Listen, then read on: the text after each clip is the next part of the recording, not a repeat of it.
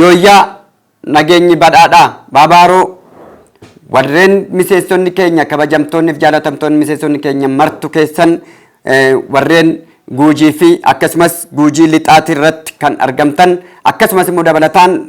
godina Booranaa magaalaa Yaabeelloo keessa warri jirtanii fi naannaa isaa warri hin jirtan martu keessaniyyuu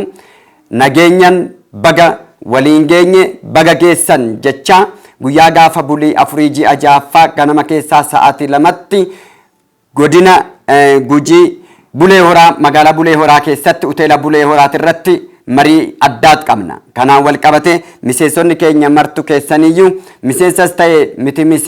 miseensummaadhaaf warreen gaafii dhiyeessitanii miseensummaa guutuudhaaf fageenyarraan kan ka'e achuma irratti nu eegaa warreen jechaa turre martu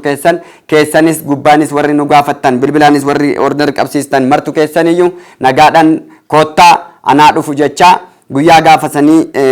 ganamaan akka wal agarru seeroon keenya kabajan akka kabajamu wal agarree waldaan dargaggoota caffee hojii gamtaa walii galaa mul'anni isaa kaayyoon isaa galmi isaa maal karamitti imala imalli isaa eessaa ka'e eessa ga'uuf immoo hawwatee ka'e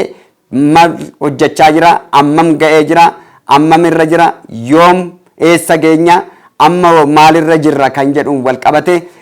guutuu isaa irratti kan waliin mari'annuu fi imalli diinagdee dargaggeessa Oromoodhaan martu bakka jirutti immoo akkamitti utubama akkamitti ijaarama jechuudhaan wal qabate